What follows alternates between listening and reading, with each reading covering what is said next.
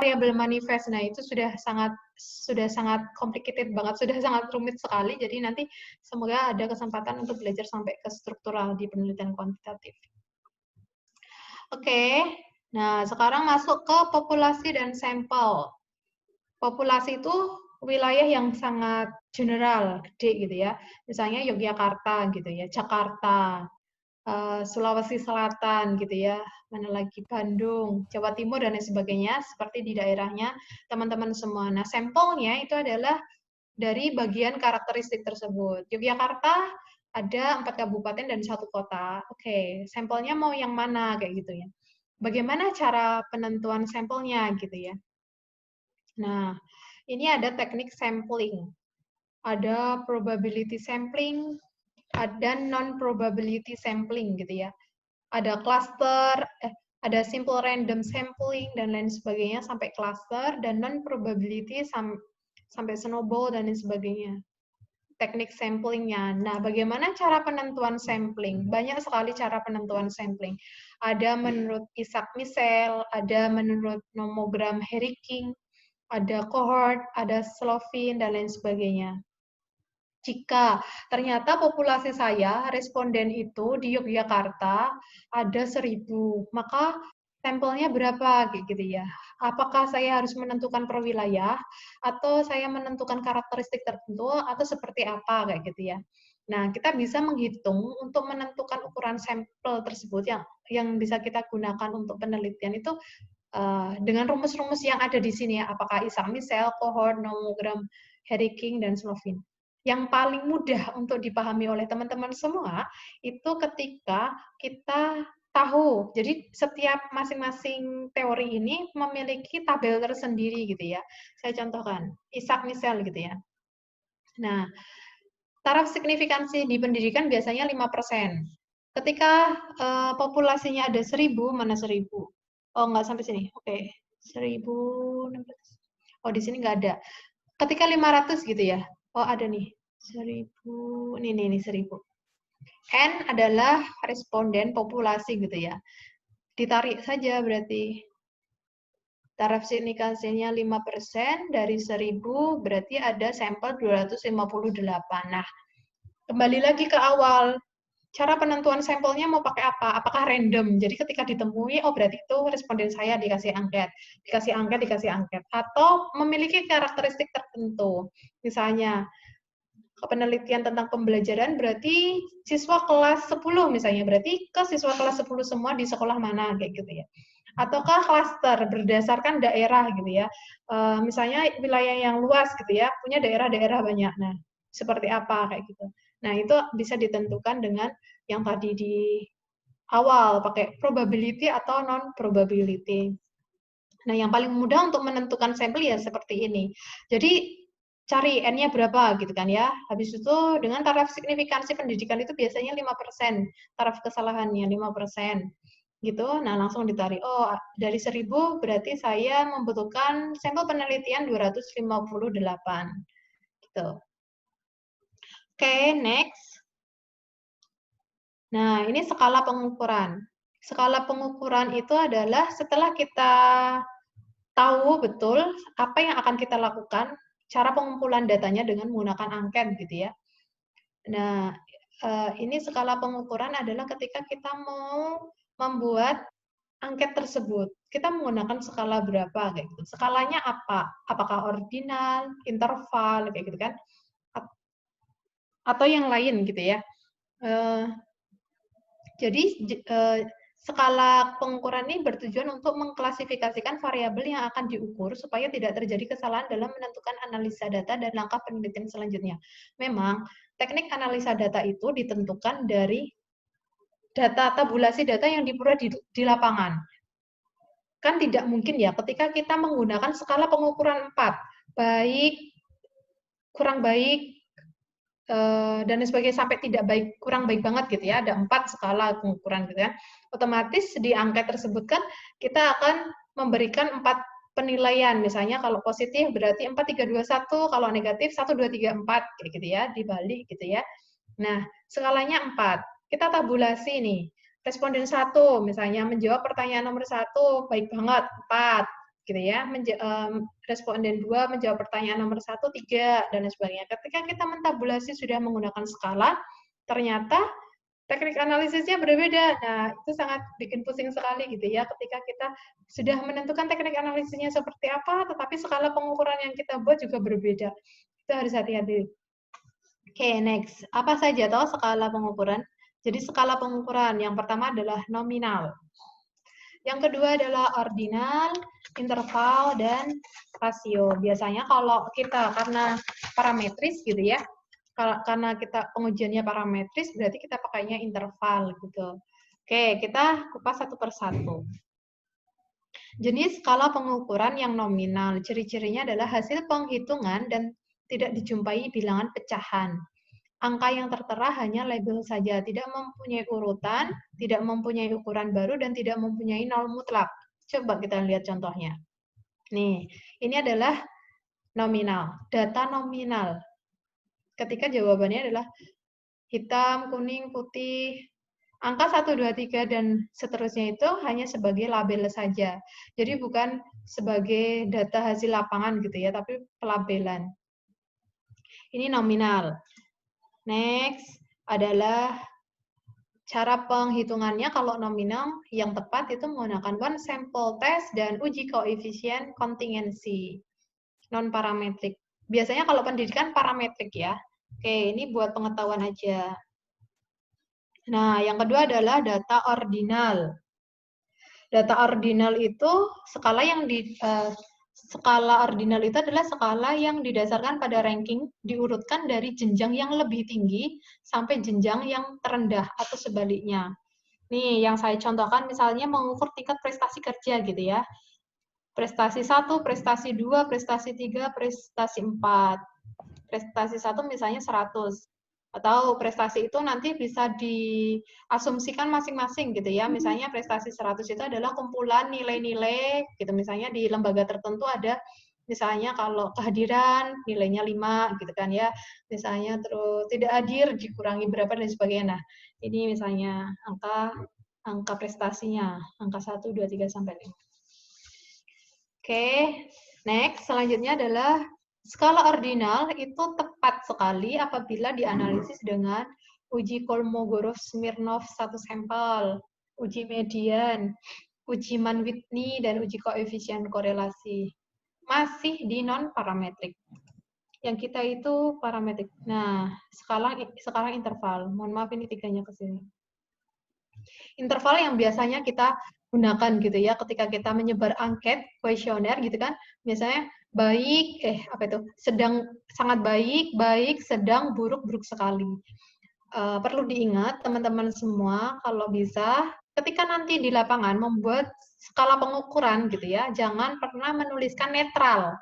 Karena di dalam penghitungan teknik analisis netral itu nanti tidak akan terpakai, artinya dia tidak akan bisa misalnya ya di SPSS gitu ya. Ketika kita menguji hasil data dari pengukuran tersebut gitu ya, netral itu tidak akan bisa memberikan daya dukung gitu loh.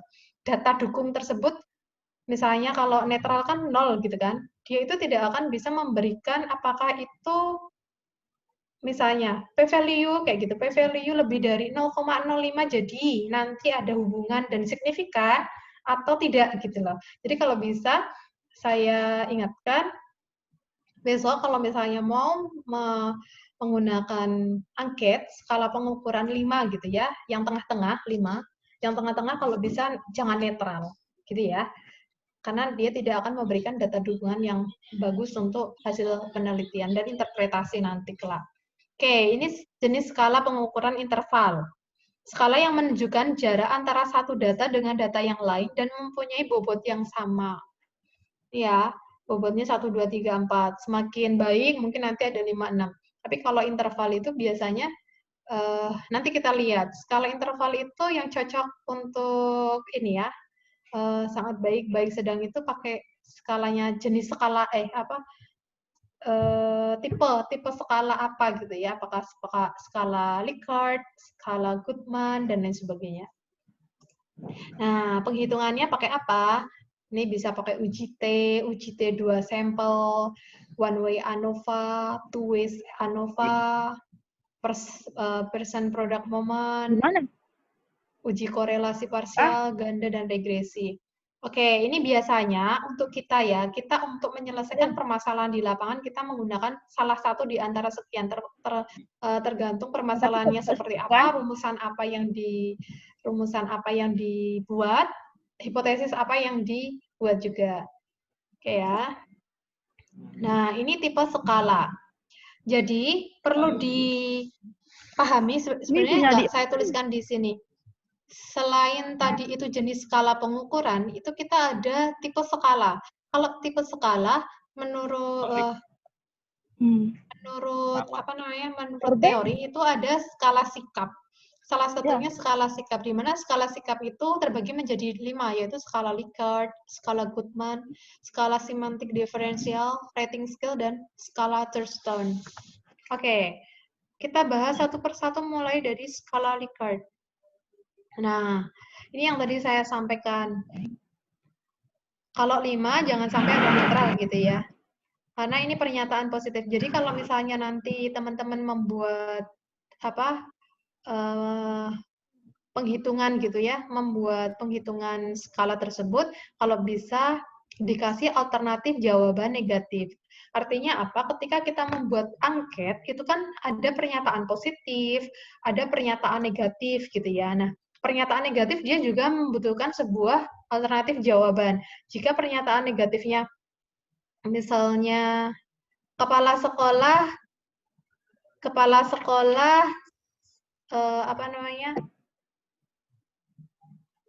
sekolah membutuhkan bantuan dana dari para guru untuk mengembangkan sekolah. Nah, kita kan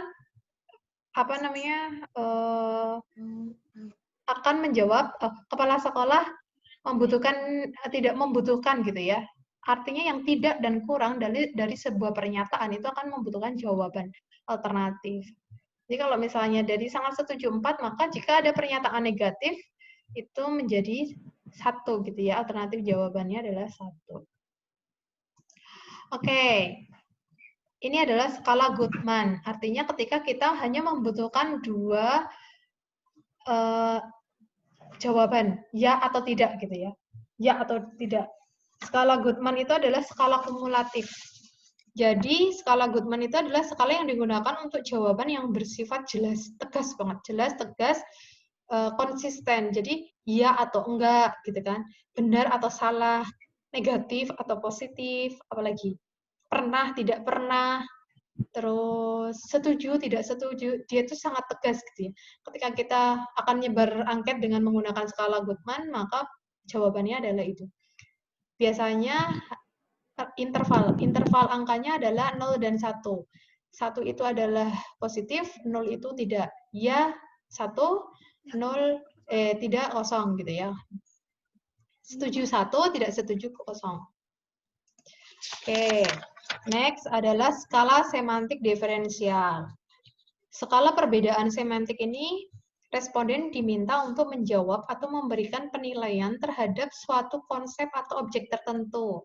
Misalnya nih, kinerja pegawai, peran pimpinan, gaya kepemimpinan, atau mahasiswa terkait dengan mata kuliah kepemimpinan gitu ya. Yang seperti yang saya contohkan di sini adalah ketika mungkin bisa jadi dari bagian tim manajemen mutu gitu ya, memberikan angket kepada para mahasiswa terkait dengan cara mengajar dosen terkait dengan mata kuliah kepemimpinan gitu ya. Apakah menyenangkan, membosankan gitu kan, sulit atau mudah,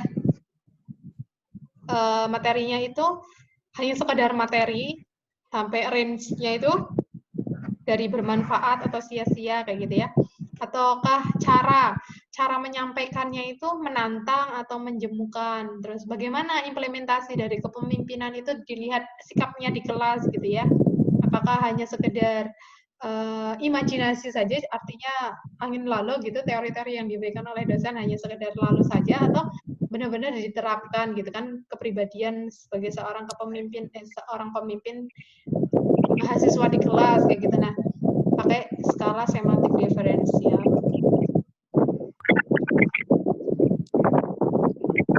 Oke, Selanjutnya adalah skala Truston. Oke ya, skala Truston itu adalah dapat digunakan untuk meminta pada responden memilih pertanyaan yang ia setujui dari beberapa pernyataan yang menyajikan pandangan yang berbeda-beda. Pada umumnya, setiap item mempunyai asosiasi nilai antara 1 sampai dengan 7 atau sampai dengan 1 sampai dengan 10, tetapi nilainya tidak diketahui oleh responden. Jadi nanti kita menyiapkan seperti ini gini ya, contohnya skala Truston, tetapi kita mengetahui bahwa jawaban dari 1 itu seperti apa, 2 itu seperti apa, 3 seperti apa. Nah, yang kita tabulasikan datanya adalah alternatif jawaban tersebut. Oke, next. Metode pengumpulan data. Nah, ini tadi ya, ada angket, wawancara, observasi, dokumentasi, dan tes. Apa yang perlu disiapkan? Kalau angket berarti mempersiapkan anketnya, checklist gitu ya, siapa saja. Ini checklist itu sudah teknis sekali, maksudnya respondennya siapa, sampelnya siapa, terus diisinya bagaimana, terus hal-hal apa saja yang perlu disampaikan, apakah ada kolom saran dan lain sebagainya. Nah, skala yang digunakan, apakah tadi itu ya skala Likert atau skala apapun, terus selanjutnya inventory dan lain sebagainya, wawancara, observasi, dokumentasi, tes. Nah, di sini ada jenis-jenis instrumen yang perlu disiapkan. Wawancara menggunakan pedoman wawancara, observasi menggunakan panduan dan pedoman pengamatan.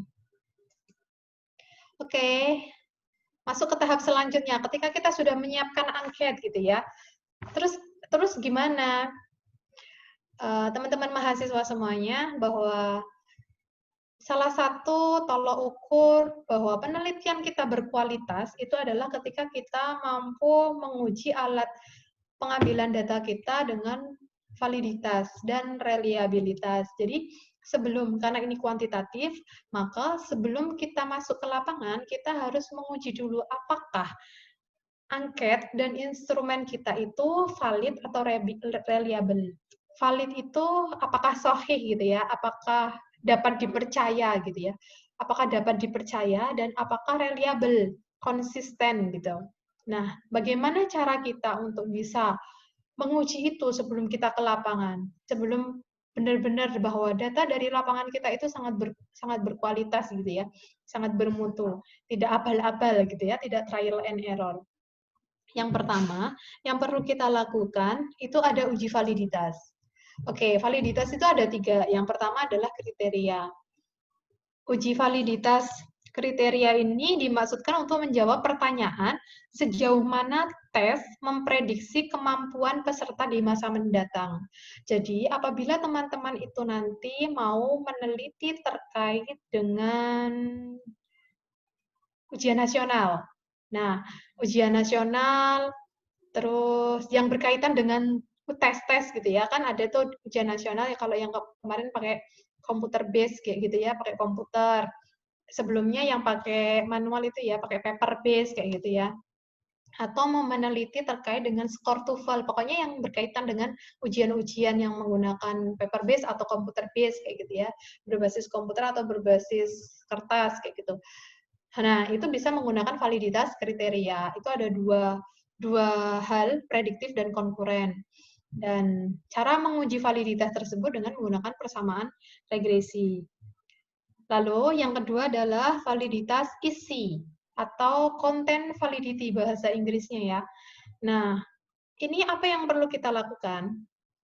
Ketika teman-teman sudah punya instrumen, sudah dijabarkan ke dalam sebuah kuesioner atau angket, pertanyaan dan pernyataan sudah full, misalnya ada 40 gitu ya, 40 pertanyaan atau pernyataan. Lalu dua hal tersebut gitu ya, kuesioner dan instrumen dan kuesionernya dibawa ke expert untuk di judgment. Expert itu adalah ahli. Artinya, ketika penelitian teman-teman itu variabelnya, misalnya kepemimpinan guru atau kepemimpinan kepala sekolah, maka angket tersebut dibawa ke dosen yang memiliki keahlian atau memiliki teori atau pakar gitu ya, pakar dalam kepemimpinan gitu. Pakar dalam kepemimpinan. Jadi nanti tugas expert gitu adalah mencocokkan antara butir instrumennya dengan butir kuesionernya. Nah, lalu bisa dianalisis dengan menggunakan indeks icon V dengan kategori sebagai yang sudah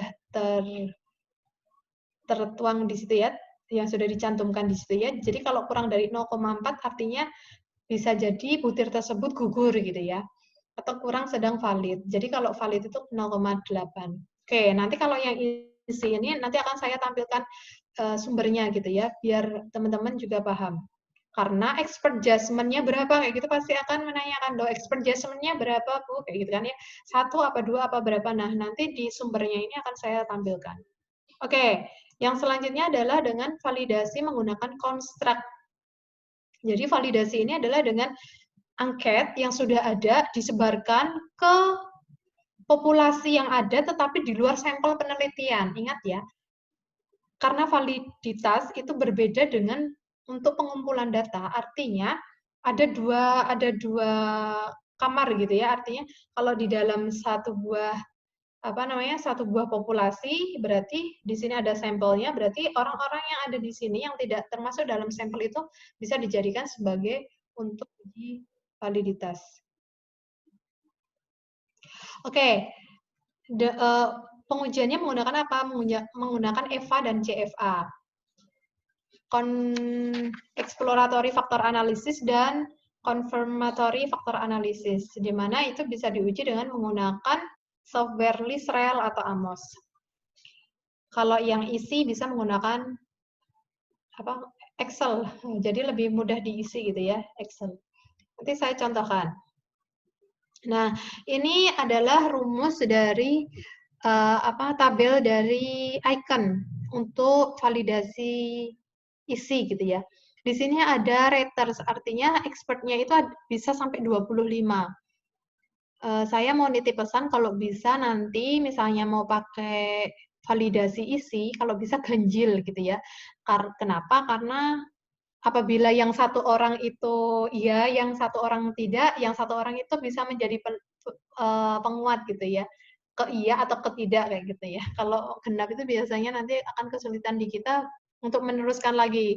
Soalnya kalau misalnya dua-duanya tidak, berarti kita akan mengulang lagi gitu ya, mengulang lagi dan lain sebagainya. Nah, ini ketika ratersnya ada 2, di sini kita maknanya adalah skala. Bisa menggunakan skala. Kalau misalnya skala 2 berarti ya atau tidak jawabannya. Skala 3 bisa menggunakan baik, kurang baik, tidak baik. Skala 4 bisa menyesuaikan. Misalnya seperti ini, sangat baik, baik, kurang baik, tidak baik, dan lain sebagainya, sampai skala 7. Skalanya 2, 3, 4, 5, 6, 7 gitu ya. Dan ini adalah raternya. Nah, bagaimana caranya? Ketika kita menghitung, maka nilai validitas itu tidak lebih dari yang ada di kolom ini. Tile probabilities ini ya. Jadi kalau misalnya ada 3, raternya 3 gitu ya, atau validator atau expertnya 3 gitu di sini ya, ada 3. Ada 3, terus mohon maaf. Ada 3, setelah itu menggunakan skalanya 3. Sangat baik, kurang baik, tidak baik misalnya gitu ya. Maka ketika nanti dihitung, jika kurang dari 1, artinya butir dari kuesioner tersebut gugur. Jadi tidak bisa digunakan untuk ambil data lapangan gitu. Oke. Terus selanjutnya kita akan ke reliabilitas. Reliabilitas itu adalah, kalau tadi validitas itu kesahihan gitu, kalau reliabilitas adalah kepercayaan. Di sini ada beberapa cara. Ada Spearman Brown, ada Alpha dari Cronbach, dan ada Aku dari Richardson. Tapi kalau misalnya memang mau langsung, biasanya kalau CFA atau EVA construct gitu ya, validasi construct biasanya sudah langsung sekali outputnya sekali keluar kayak gitu. Oke, next, prasyaratan analisis parametrik. Nah, karena kita menggunakan analisis parametrik, artinya seperti tadi ya, mulai dari uji T dengan 2 sampel, one way ANOVA, two ways ANOVA, dan lain sebagainya sampai uji regresi, maka perlu diperhatikan semua bahwa sebelum kita menguji itu, teknik-teknik itu dengan menggunakan analisis yang sudah ada, kita harus melakukan prasyarat analisis. Kenapa demikian? Supaya kita mengetahui bahwa data yang akan kita lakukan pengujian itu benar-benar sudah melewati pengujian prasyarat kayak gitu ya, sudah melewati pengujian yang harus dipenuhi seperti itu. Jadi memang ada syaratnya sebelum kita melakukan teknik analisis tersebut. Bagaimana caranya? Yang pertama adalah dipilih secara acak atau random. Yang kedua adalah homogen. Artinya, data yang dibandingkan atau dikomparasikan jenis bersifat homogen. Maka, perlu uji homogenitas. Setelah homogen, gitu ya, kita perlu menguji dengan uji normalitas. Artinya, data yang dihubungkan berdistribusi normal. Selanjutnya, bersifat linier. Maka, kita perlu mengujikan data tersebut dengan uji linearitas. Berpasangan, artinya data yang dihubungkan mempunyai pasangan yang sama sesuai dengan subjek yang sama. Kalau salah satu tidak terpenuhi untuk persyaratan, analisis korelasi atau regresi tidak dapat dilakukan. Ingat ya ini. Jika data yang sudah ada dari lapangan, ternyata kok tidak lulus uji homogenitas, uji normalitas, atau uji linearitas, maka data tersebut tidak bisa kita lanjutkan ke pengujian analisis. Pakai T, apa pakai ANOVA, one way ANOVA, apa two ways ANOVA, dan lain sebagainya. Oke, next. Nah, ini yang uji homogenitas. Uji homogenitas bisa menggunakan uji Bartlett atau uji varians. Varians saja ada besar dan kecil. Setelah pengujian, ini untuk pengambilan keputusan ya. Jika X kuadrat hitung lebih besar dari X kuadrat tabel, maka data tidak homogen. Sedangkan kita akan mencari data homogen gitu ya. Tabel uji varians besar dan kecil, kita akan mencari homogen. Jadi bisa menggunakan dua uji tersebut. Ini menggunakan SPSS. Oke, uji normalitas. Nah, ini ada 3. Bisa pakai uji kertas pulang normal, uji Lilliefors, uji si kuadrat. Oke, next. Uji linearitas. Nah, setelah ketiga pengujian tersebut kita berhasil gitu ya, kita lalui bersama berhasil, maka kita akan melanjutkan yang sudah ditabulasi, data-data dari lapangan tersebut dengan pengujian statistik. Nah, ada 9. Ada 9 macam teknik analisis data kuantitatif. Bagaimana cara kita untuk menentukan kita menggunakan teknik analisis data tersebut, itu berkaitan dengan rumusan masalah yang kita buat dan hipotesis penelitian yang kita ajukan. Ketika hanya ada rumusan masalah 2 deskriptif gitu, misalnya ada hubungan XY gitu ya, 2 deskriptif dan 1 asosiatif, dengan hipotesisnya juga 2 hipotesis deskriptif dan 1 asosiatif, maka kita hanya perlu menggunakan uji T kayak gitu ya, dan lain sebagainya sampai ke misalnya hubungan gitu ya. Hubungan berarti kita menggunakan pakainya regression dan lain sebagainya. Oke, kita akan kupas satu persatu, tapi mohon maaf saya tidak bisa memberikan technical, maksudnya contoh secara praktik gitu ya, nggak sampai ke praktiknya. Semoga dengan ini nanti teman-teman semua bisa lebih memahami dan lebih memperdalam lagi ketika setelah sesi pelatihan selesai gitu ya, uji T itu seperti apa tekniknya kayak gitu. Ini semua menggunakan SPSS. Oke, yang pertama adalah uji t-test. Uji t-test itu ada 2, ketika populasi diketahui dan populasi tidak diketahui. Kriteria pengujiannya sebagai berikut nih. T hitung, mohon maaf. T-tabel itu nanti bisa dilihat di T-tabel, daftar T-tabel gitu ya. T-hitung nanti didapatkan dari output SPSS. Nanti dibandingkan antara T-tabel dengan T-hitung. Jika lebih bagaimana, jika kurang bagaimana nih. HO diterima dan HA ditolak. Ini kriteria pengujian. Selanjutnya, t-test 2 sampel. Tujuannya adalah untuk membandingkan atau membedakan apakah kedua data variabel tersebut sama atau berbeda. Kriteria pengujiannya tersebut. Nah, ini juga sama, t-tabel dan t-hitung. Kita bisa melihat t-tabel dan t-hitung. T-hitung didapat dari outputnya, t-tabel kita membandingkan dari tabel yang sudah ada. Tabel di buku-buku penelitian kuantitatif insya Allah sudah ada T-tabel, atau di buku-buku statistika ya, itu biasanya lengkap, ada T-tabel, ada F-tabel, dan lain sebagainya teman-temannya itu. Nah, sekarang adalah one way ANOVA atau analisis analisis satu jalur. Tujuan dari uji ini adalah untuk membandingkan lebih dari 2 rata-rata. Gunanya adalah untuk menguji kemampuan generalisasi. 2 rata-rata itu ketika kita rumusan masalahnya seperti tadi itu ya. Apakah ada perbedaan motivasi kerja antara guru di sekolah swasta dengan sekolah negeri. Nah, itu bisa menggunakan one way ANOVA. Kriterianya adalah menggunakan F. Hati-hati nanti jangan sampai ini pakainya T gitu ya. Pakainya F gitu. F hitung. One way ANOVA. Nah, sekarang two ways ANOVA. Dia adalah menguji hipotesis perbandingan lebih dari 2 sampel dan setiap sampel terdiri atas 2 jenis atau lebih secara bersama-sama. Kriteria pengujiannya sebagai berikut. Oke, next. Product moment adalah mencari hubungan variabel X dengan variabel terikat. X, Y ini biasanya yang sangat mudah sekali yang buat penyelesaian permasalahan di jenjang S1 gitu ya, X, Y gitu ya. T hitung lebih besar dari T tabel, maka dia signifikan dan ada hubungan gitu ya biasanya. Kalau tidak signifikan berarti memang tidak ada hubungan. Nah, hipotesisnya seperti apa nanti disesuaikan. Jika hipotesisnya memang ada hubungan, berarti ini diterima. Berarti memang hubungan antara X terhadap Y itu memang memiliki korelasi gitu ya, ada hubungannya.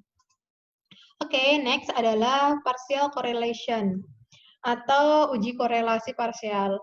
Ini adalah untuk mengetahui pengaruh atau hubungan variabel X dan Y di mana salah satu variabel X dibuat tetap konstan gitu ya. Nah, contohnya seperti itu. Oke, next adalah multiple correlation.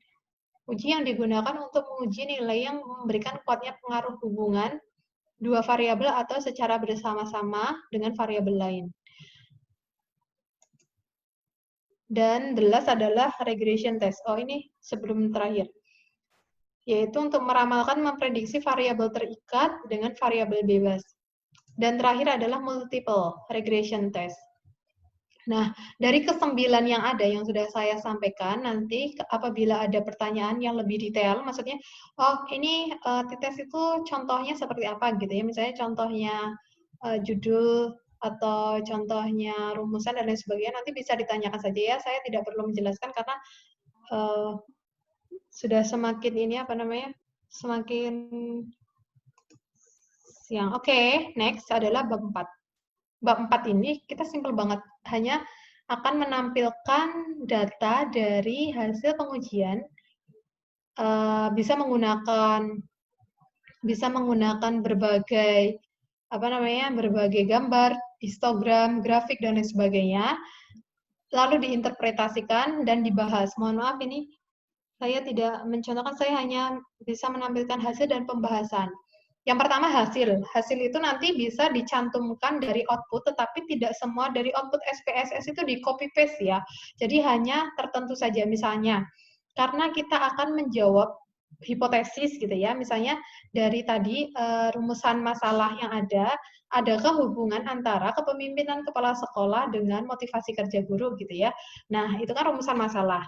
Lalu hipotesisnya adalah ada hubungan positif dan signifikan gitu ya. Artinya hubungan positif dan signifikan itu perbandingan antara apa tadi itu, T tabel dengan T hitung yang sekian gitu ya. Nah, yang ditampilkan di dalam hasil penelitian di bab 4 itu hanya hasil penghitungan T tersebut. T tabelnya berapa, T hitungnya berapa, dan hasilnya seperti apa. Nah,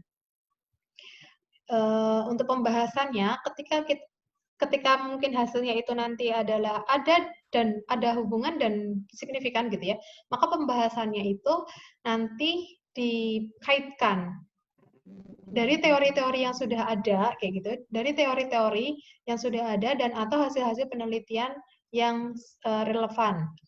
Hampir mirip di bab 2, tetapi ini lebih konkret, lebih nyata di bab 4-nya. Jadi setelah hasil penelitian kita bahas dengan mengkaitkan antara literatur yang ada dari buku, dari hasil penelitian, dan dari berbagai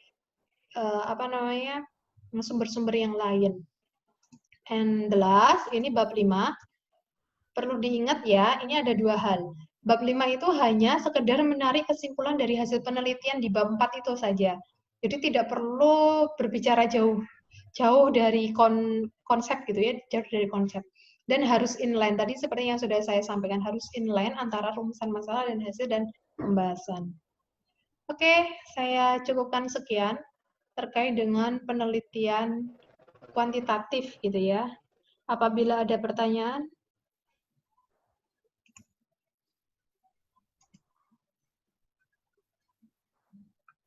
sebentar saya cek.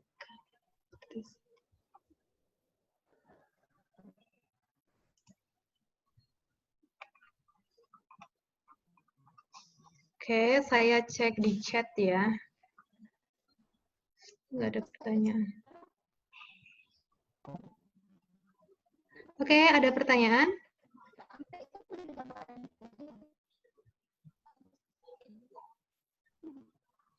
Oh, ini ya, ada pertanyaan dari Lestari Ratu Ayu. Maaf Bu, bagaimana caranya menemukan masalah di tengah COVID-19 ini yang dimana semua WFA susah untuk meninjau lapangan Bu? Oke. Jadi tadi itu kan sempat saya sampaikan ya, Mbak Lestari Ayu, bahwa ada dua hal metodologi yang bisa kita gunakan untuk menyelesaikan permasalahan-permasalahan tanpa harus menggunakan data primer atau data yang kita cari langsung di lapangan dengan menggunakan data sekunder. Oke, data sekunder itu seperti apa? Seperti yang saya sampaikan di bab ini. Sebentar, saya cek. Nah, Oke, seperti yang saya sampaikan di sini ya, di sini ada meta-analisis misalnya ya. Meta-analisis itu apa? Meta-analisis itu adalah ketika kita menganalisis hasil-hasil penelitian yang sudah dipublikasikan dengan dengan hasil-hasil kuantitatif. Artinya kita hanya sekedar membaca permasalahan-permasalahan yang ada gitu ya, permasalahan-permasalahan yang ada di dalam artikel tersebut gitu ya. Bisa kita kelompokkan, bisa kita membuat konseptual dari permasalahan tersebut. Kita memang tidak perlu meninjau ke lapangan, hanya meninjau berbagai permasalahan yang ada di dalam artikel tersebut. Bukan copy paste loh ya, tetapi beberapa koleks gitu ya. Misalnya kita punya ide gitu ya, kita punya ide atau kita melihat permasalahan yang ada di sekitar kita, misalnya di sekolah atau di kampusnya Mbak Lestari Ratu Ayu gitu ya. Di kampus itu kok metode perkuliahan di COVID seperti ini gitu kan, itu kan sudah sangat tidak membuat nyaman yang pertama. Yang kedua ada permasalahan gitu kan ya, metode perkuliahannya kayak gitu kan, atau metode yang lain seperti metode perkuliahan aja dulu, metode perkuliahan. Oke, langkah pertama yang perlu disampaikan itu adalah langkah utama yang perlu dilakukan itu adalah Mbak Lestari ini perlu mencari metode-metode perkuliahan jarak jauh misalnya gitu ya. Apakah ada penelitian-penelitian terkait dengan metode perkuliahan jarak jauh? Nah, itu bisa dikumpulkan, di-download, artikel-artikel itu di-download semuanya. Selanjutnya dilihat, diekstraksi gitu ya, diekstraksi itu dipilih-pilih atau dieliminasi itu dipilih-pilih. Apakah kan mesti ada nih artikel tersebut yang berdata kualitatif.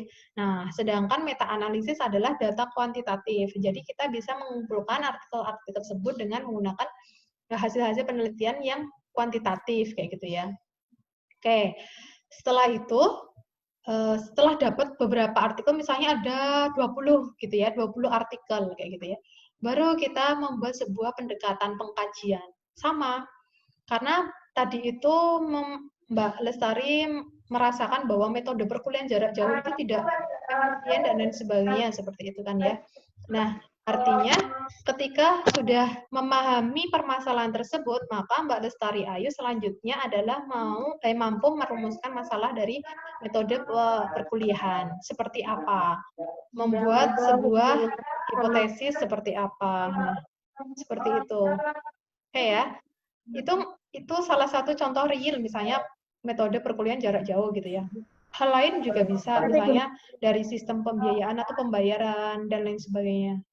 Oke, Mbak Lestari, saya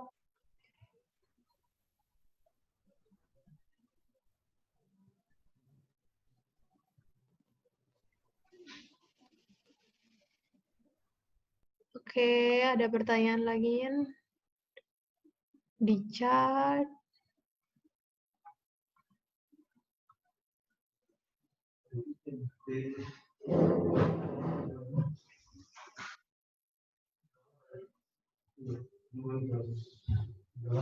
Oh ya, sebentar ya, ini.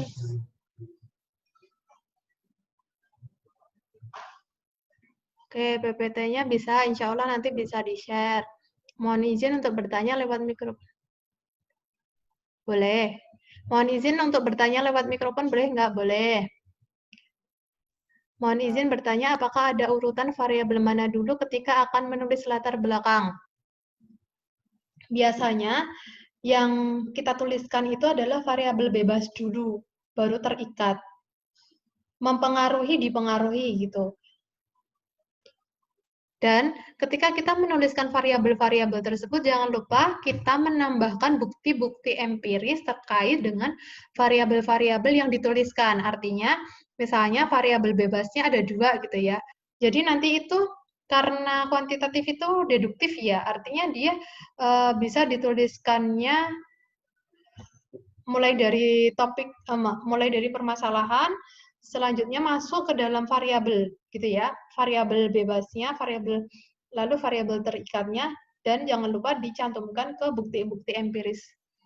Oke, next. Ya, Bu, Bu Oh Fitri. ya, Ya ini yang tadi yang mau nanya mikrofon. Ya. Oh iya, oke. Ya, mohon maaf dulu ya, Bu ya. Mohon maaf ya Ya. untuk yang lainnya juga. Assalamualaikum warahmatullahi wabarakatuh. Waalaikumsalam warahmatullahi Ya, wabarakatuh. saya kan mau bertanya juga, izin bertanya ya Bu Fitri. Ya, oke. Terkait dengan itu kan saya juga bingung nih masalah kuasi eksperimen kan gitu ya. Nah, ini kan dengan sampel random, simple random sampling dengan perhitungan ekuasi eksperimen.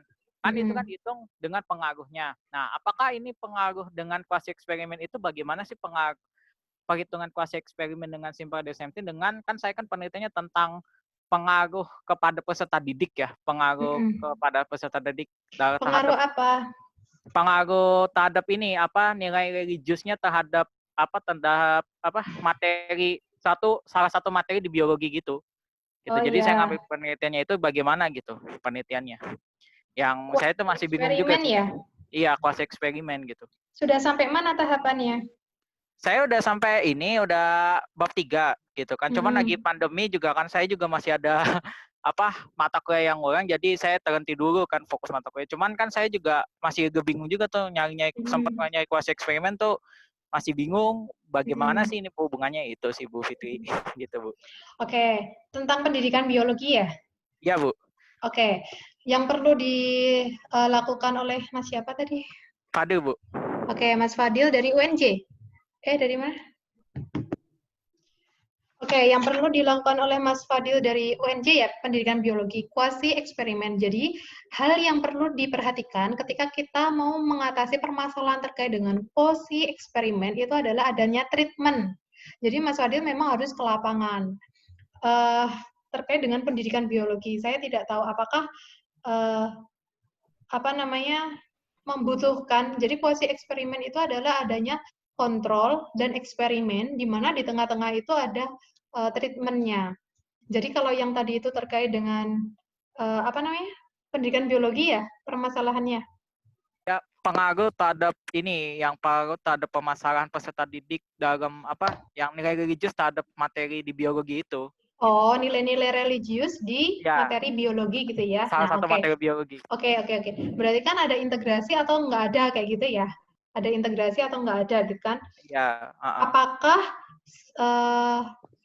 kan ada permasalahan nih? Apakah di mata pelajaran biologi itu bisa diintegrasikan dengan nilai-nilai religius dan enggak kayak gitu kan? Itu kan iya betul. apa namanya nanti hipotesisnya apakah ada kayak gitu ya? Ada Iya atau betul. enggak? Signifikan atau enggak? Nah, cara teknisnya itu tentukan dulu respondennya siapa kayak gitu kan. Misalnya di SMA atau SMA negeri atau SMA Demand. swasta. Oh, Iya. demand. Oke, pertama demand. Setelah menentukan objeknya, menentukan sampelnya kelas berapa kayak gitu ya. Kelas berapa? Misalnya kelas 10 lah gitu. Oh iya, oke. 10. Di kelas 10 itu ada berapa kelas? Nah, satu kelas dikasihkan angket terkait dengan apa namanya? Terkait dengan yang angket pernyataan yang tidak ada nilai-nilai karakternya. Cari kelas lain, dikasih angket yang ada pernyataan nilai-nilai karakternya. Kelas yang tidak ada pernyataan karakter, yang tadi yang awal gitu ya, nilai-nilai karakter, setelah dikasih angket, selang beberapa hari gitu ya, dikasih treatment. Artinya, Mas Fadil perlu masuk ke kelas untuk memberikan mungkin pembelajaran biologi yang berkaitan dengan nilai-nilai karakter kayak gitu ya. Atau bisa minta tolong Bapak Ibu guru gitu ya, Bapak Ibu guru yang mengajari biologi dengan mengintegrasikan nilai-nilai karakter di pembelajaran biologi dan lain sebagainya. Setelah itu, lakukan penilaian. Boleh menggunakan angket, boleh menggunakan tes gitu ya. Yang jelas parametrik gitu ya. Uji statistiknya nanti pakai parametrik. Nah, setelah dilakukan treatment, baru hasilnya seperti apa. Nah, itu posisi eksperimen. Jadi ada treatment. Oke, paham nggak? Maksudnya saya mau tanya juga, maksudnya treatmentnya itu ada pretest potestnya bukan Bu? Ya, seperti yang saya sampaikan di awal ada kontrol sama eksperimen. Oh, berarti kan ada eksperimen sama kontrolnya. Ya udah mungkin Yang nanti pretestnya itu yang nggak perlu ada materi karakter. Kalau yang post-testnya ya ada. Ya mungkin nanti saya kalau misalkan pandemi udah berakhir, terus juga saya mudah-mudahan sih saya udah bisa maju seminar proposal. Itu saya bisa ini nanti sharing sama Ibu. Oke. Saya punya ide tanpa harus turun lapangan, tanpa harus menunggu pandemi. Artinya gini, Mas Fadil, seperti yang tadi saya sampaikan ya, pakai meta-analisis. Jadi meta-analisis itu juga bisa menganalisis menggunakan posisi eksperimen. Artinya, Mas Fadil nanti bisa mencari artikel-artikel penelitian terdahulu terkait dengan penanaman nilai-nilai karakter di pendidikan di pembelajaran biologi siswa gitu ya. Siswanya boleh apakah siswa kalau SMP misalnya ada biologi gitu ya, siswanya acak boleh di MAN, SMA dan lain sebagainya yang ada nilai-nilai karakter dan biologi. Diunduh semuanya. Diunduh, dicari ada nilai pretest dan post-test. Setelah dapat artikel tersebut misalnya 10 aja, itu nanti bisa dikolek itu digabungkan gitu ya. Digabungkan. Berarti.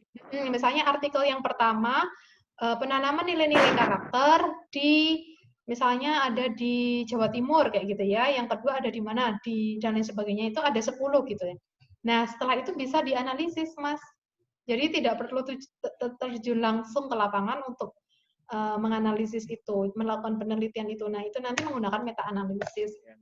Mungkin nanti saya pakai JASP. Nanti kalau misalnya nanti request aja sama apa namanya prodi MP ya, atau nanti kalau mau belajar S2 di MP ya nggak apa-apa. Nanti request aja sama Mas Wahid yang membagikan ini administrasi teman-teman semua. Kalau misalnya ada pelatihan lanjutan gitu ya terkait dengan meta analisis, silahkan. Atau mau kontak saya juga nggak apa-apa. Iya, maksudnya nanti saya sharing-sharing Bu, sharing nanti sama Ibu kalau ada yang itu gimana. Nah itu kasih kontaknya aja Bu. Nanti WA aja gitu. Daripada menunggu lama kan ya, Iya, kan, lama ini kan juga nggak tahu Bu. Untuk sesuatu yang kapan. tidak pasti gitu ya. Oke, terima kasih atas pertanyaan, sharing Mohon maaf ya Bu ya. Nggak apa-apa. Ya, semoga juga bisa didengarkan dengan teman-teman yang lain gitu ya. Supaya lebih lebih paham bahwa untuk menyelesaikan permasalahan skripsi tidak harus menunggu COVID gitu ya. Oke. Ada pertanyaan mau pakai mikrofon?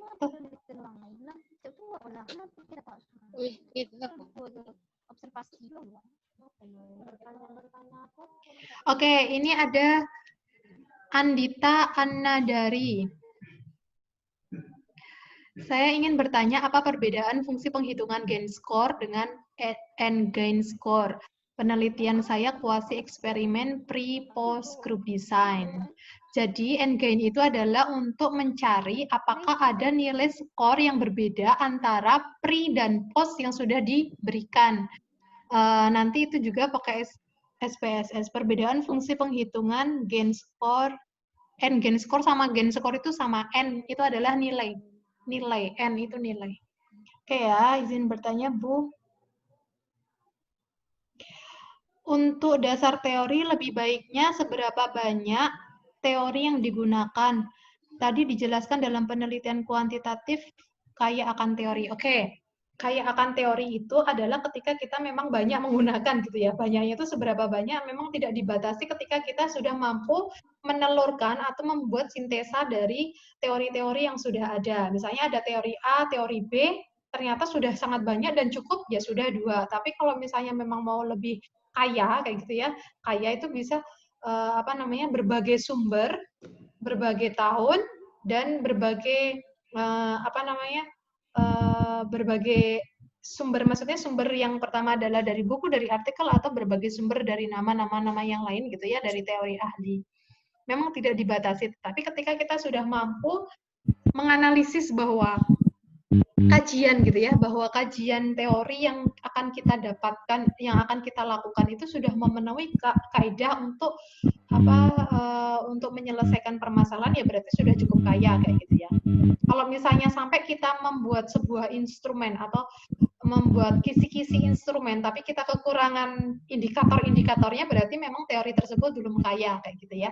Itu saja tolak ukurnya. Oke, terima kasih ya. Ini Mbak Rizky Fajar Khairul. Selanjutnya ada Mbak Mutiara Ada. Oke, perkenalkan saya Mutiara Ada dari UPI Serang. Oke.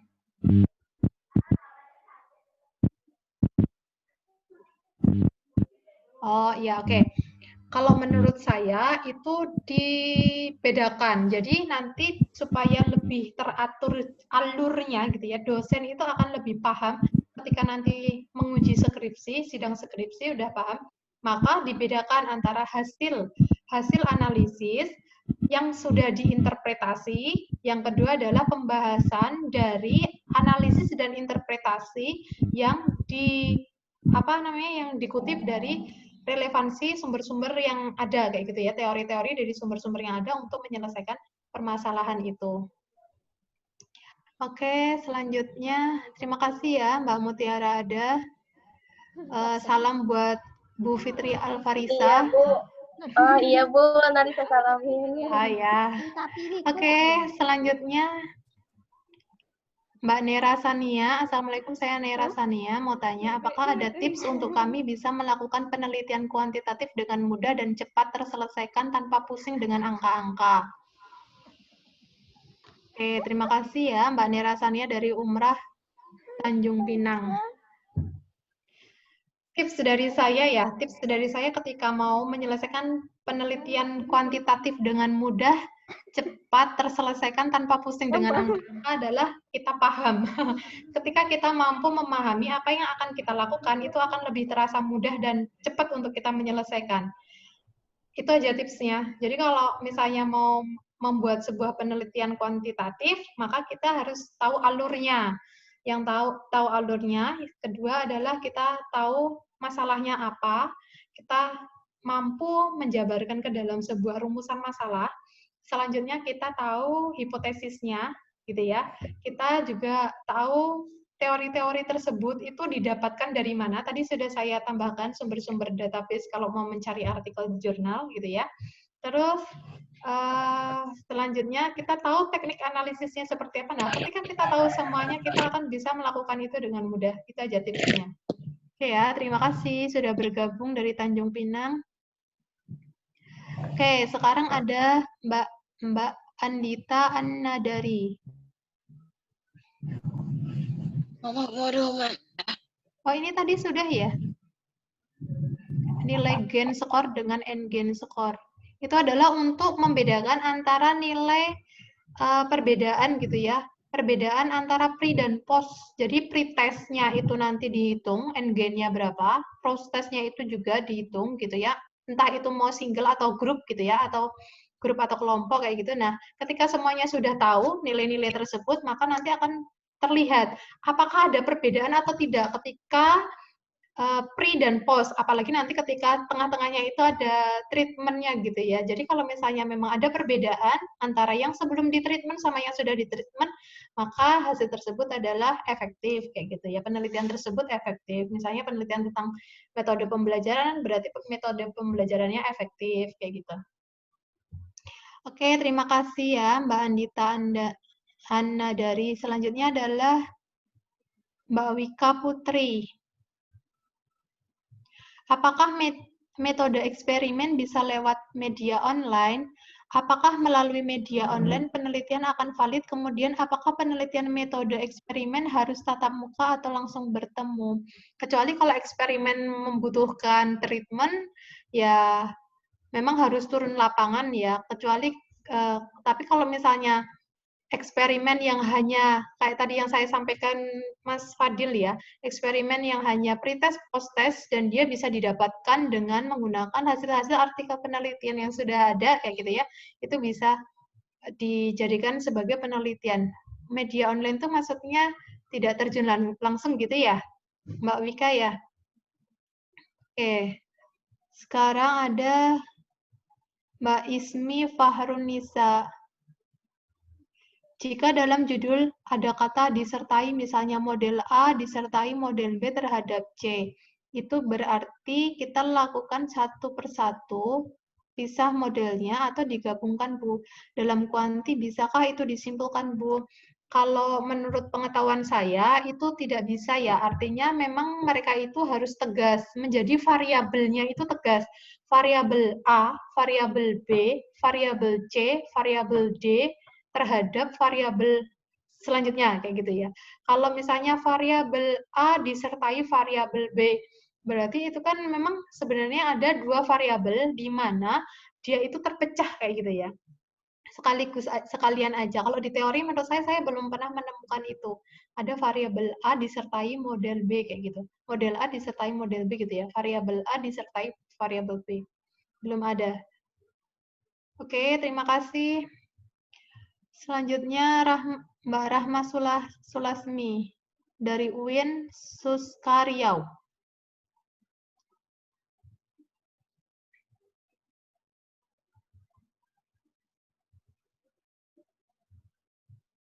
Oke.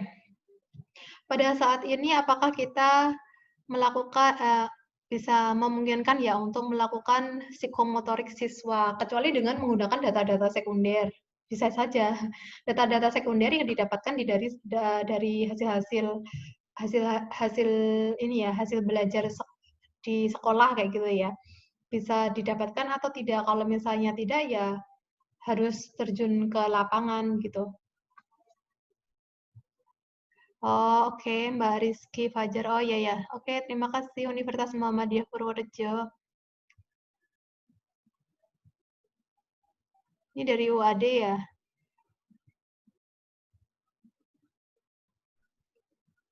Oke. Pertanyaan dari Mas ya, ini ya, Mas Yohanes Klais. Saya ingin bertanya, dalam penulisan background, apakah kami bisa masukkan teori dari pendapat lain juga? Ya, benar.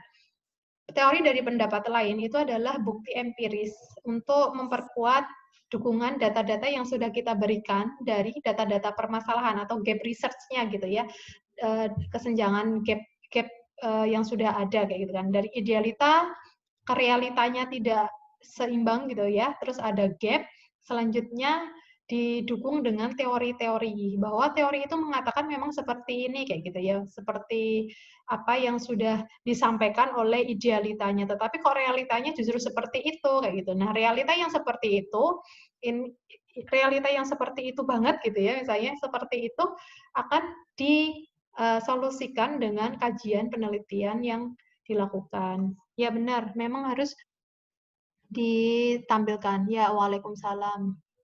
Oke.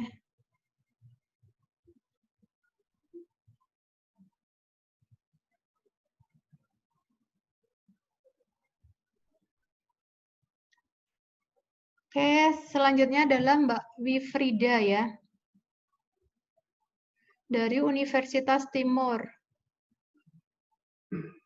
Oke, bagaimana cara kita untuk mengukur validitas dan reliabilitas? Ini saya contohkan yang, soalnya kalau reliabilitas saya harus membuka XPSS. Ini ya, ini yang saya contohkan. Tadi kan ada nih, di sini. Sebentar. Saya contohkan yang validitas ya. Nah, coba perhatikan ya. Perhatikan, di sini ada ada 5. Ada 5 raters atau ada 5 validator, di mana dia menggunakan sampai 4 skala. Ada 5 nggak? Nggak ada. 4 skala dan butirnya ada 40. Jadi kuesioner itu memiliki butir 40 pertanyaan atau pernyataan dan diuji validitas dengan menggunakan 5 ahli. 1, 2, 3, 4, 5 ahli. Cara pengujiannya seperti itu. Jadi yang sini ya. Nah, yang saya blok ini adalah kesesuaian. Jadi nanti Mbak siapa tadi? Yang dari Universitas Timur dan semua teman-teman yang ini yang ada di sini ya, yang memperhatikan ini, antara kisi-kisi dengan butir soal itu nanti dibuat range gitu ya. Sebelum ke validator, sebelum ke expert, itu nanti dibuatkan form dengan skalanya terserah. Ada, kalau yang tadi itu ada 2, ada berapa tadi? Yang icon ada 2, coba diingat ya. Nih, ada mana tuh? Validitas. Nah, ini nih. Ada 2, ada 3, ada 4, ada 5, ada 6, ada 7. Silakan nanti menggunakan berapa kolom kayak gitu ya, berapa skala kayak gitu ya. Setelah menggunakan berapa skala, nanti si expert atau si ahli itu akan ngecek list bahwa misalnya kisi-kisi nomor 1 dengan butir nomor 1, oh sesuai, misalnya ya skalanya 3 berarti 3 checklist. Nah nanti tinggal ditabulasi saja dari berbagai ahli. Selanjutnya dihitung dengan menggunakan rumusnya icon. Sudah rumusnya icon gitu ya, didapatnya seperti ini. Nah, kalau ini kan 5, raternya 5 gitu. Coba kita cek dengan rater 5. Dengan rater 5, sini ya, rater 5, skalanya 4. Tidak boleh lebih dari 0,93 gitu. Tidak boleh kurang dari 0,93. Kita cek. Oh, kalau kurang dari 0,93 berarti ini gugur. Butir 1 gugur gitu ya. Gugur. Butir ini juga gugur. Banyak yang gugur ini. Lalu bagaimana caranya supaya gugur? Supaya apabila gugur, supaya mempertahankan pernyataan itu tetap ada gitu ya. Nah, teknis dalam menyusun instrumen gitu ya. Teknis dalam menyusun instrumen kalau bisa satu kisi-kisi ini kalau bisa 2 apa 3 pertanyaan atau pernyataan. Apabila satu kisi-kisi ini memiliki 1 pernyataan saja, dia akan gugur maka kita kebingungan untuk membuat pertanyaan dan pernyataan serta memberikan lagi kepada validator. Tapi apabila kita membuat 3 atau 2 pertanyaan dari satu kisi-kisi, apabila gugur satu masih ada satu gitu ya, terselamatkan. Oke. Terus ya, tadi dari mana tuh tadi? Nah, bagaimana cara kita untuk mengukur validitas? Tadi validitas ya, kalau reliabilitas bisa menggunakan CFA, EVA. Sama. Kalau misalnya nilainya kurang dari atau lebih dari itu akan reliable atau tidak reliable. Nah, hanya saja memang untuk reliabilitas teknis banget ya Mbak Wifrida ya. Semoga sukses ya. Terus yang kedua pertanyaan adalah teknik sampling apa saja yang digunakan dalam pengambilan subjek. Nah, tadi sudah ada di sini juga di PowerPoint teknik samplingnya. Oke, nanti di ini saja. Mana tadi itu? Teknik sampling. Ada banyak ya. Saya kehilangan. Nah, ini teknik samplingnya ada banyak ya, nanti tinggal disesuaikan dengan populasi dan sampling yang akan digunakan di dalam penelitian. Oke, Mbak Wifrida, aman? Sudah sampai mana? Ini di mute itu di unmute saya tidak mendengarkan suaranya Mbak Wifrida. Aman? Oke, aman ya? Oke, sudah terjawab? Oke ya. Oke, selanjutnya adalah Mbak Gracia atau Mas Gracia Komalik nih. Assalamualaikum Bu, Waalaikumsalam. Saya Gracia dari Universitas Tadulako, Sulawesi Tengah. Oke. Apakah dalam pembuatan kuesioner tidak apa-apa jika tidak menggunakan pernyataan negatif? Nggak apa-apa. Jadi nanti alternatif jawabannya juga tidak perlu menggunakan alternatif jawaban negatif. Melainkan semua menggunakan pernyataan positif. Ya, boleh sekali boleh. Jika itu kan memang alternatif aja ya, jika ada pernyataan negatif kayak gitu ya. Oke, terima kasih ya Mbak Gracia dari Universitas Tadulako. Selanjutnya Mbak Raudatul Amanah. Izin bertanya Bu, untuk hasil penelitian apakah data setelah diolah harus bagus? Contoh hasil pengujian regresi berpengaruh enggak. Nah, itu memang kesalahan di Indonesia Raya. Kesalahan kita semua adalah kita menuntut bahwa penelitian kita itu harus berhasil gitu ya. Jadi memang kadang ada manipulasi data dibangkitkan, data dibagus-baguskan kayak gitu ya. Tapi kalau misalnya memang dari lapangan seperti itu ya disampaikan menurut saya sebagai dosen, kalau memang permasalahannya negatif, tidak signifikan, tidak ada hubungan dan lain sebagainya ya disampaikan apa adanya saja. Jadi tidak perlu dibuat dibagus-bagusin, dibangkitkan datanya dimanipulasi. Jadi memang kesalahan warga Indonesia Raya itu ketika menginginkan semua mahasiswanya itu melakukan penelitian yang berhasil gitu ya. Padahal sebenarnya penelitian itu kan kita menguji gitu ya. Menguji apakah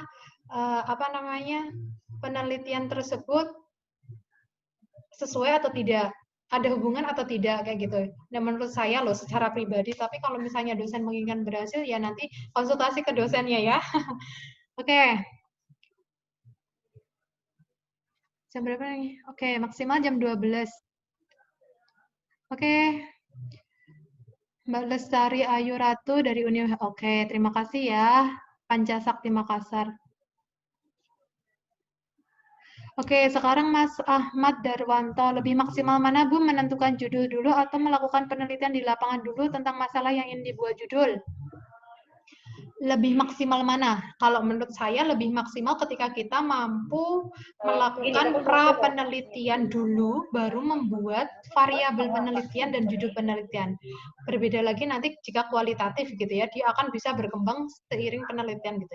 Kalau kuantitatif seperti itu, seperti yang saya sampaikan, saya tetap berpendirian teguh gitu ya, berpendirian teguh bahwa lebih baik memang kita mengantongi masalah dulu, baru kita membuat variabel penelitian dan judul penelitian. Oke, terima kasih ya Mas Ahmad Darwanto. Oke, sekarang Mbak Raudatul Amanah ya. Seandainya pengaruhnya rendah, bagaimana ya Bu? Harus menyebar angket lagi atau bagaimana? Maksudnya maksudnya ada nggak signifikan gitu-gitu ya. Nah, seperti yang tadi saya sampaikan, kalau saya sih lebih memilih penelitian itu apa adanya ya. Apa adanya ya, jadi tidak perlu mengulang penyebaran angket gitu ya untuk mendapatkan hasil yang bagus. Tapi kalau misalnya memang dosen di sana, dosen pembimbing menginginkan seperti itu ya nggak apa-apa. Tapi kalau kaidah penelitian yang baik, menurut saya dicantumkan, disampaikan hasilnya seperti apa adanya. Oke. Terima kasih. Sekarang Mbak Lestari. Oh, eksploratif deskriptif ya. Deskripsi hasil belajar matematika siswa menggunakan konsep Stephen Learning pada jenjang SMP dan SMA di Kota Makassar. Kalau eksploratif deskriptif berarti itu nanti lebih ke kualitatif, Mbak. Siapa ini Mbak Lestari ya? Kau pernah pakai itu? Oke, selanjutnya. Oke, Mbak Kuntari ya dari UNM. Oh iya, setiap penelitian kuantitatif itu harus menggunakan hipotesis. Itu sudah wajib sekali. Kalau kualitatif enggak kayak gitu ya. Karena apa?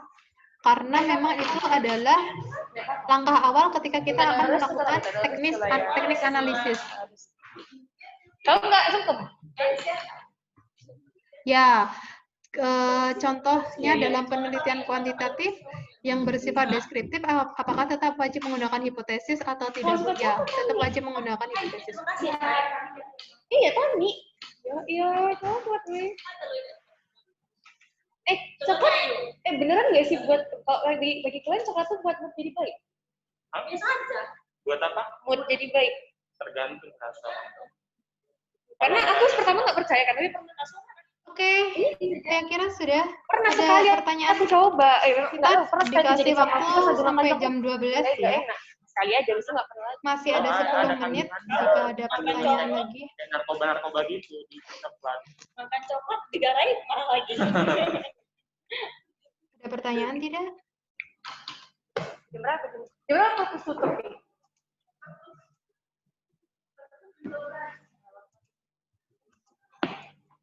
Ini pun salah ditekan keluar. Tinggal hai. Ya, ini di delete. Habis keluarnya. Oke, masih ada pertanyaan. Masih ada sisa 9 menit lagi.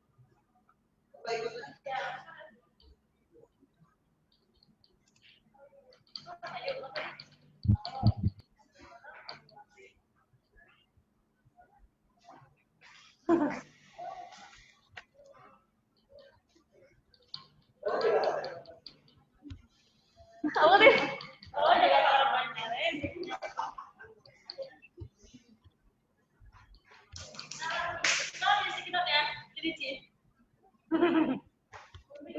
Itu dari Binda segini. Oke, jika tidak ada pertanyaan, masih berapa menit nih? Sebentar lagi ya. Dari sini aku ya.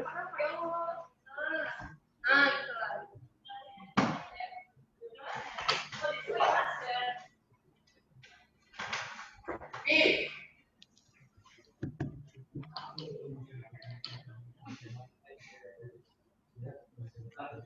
Nggak ada. Masih ada.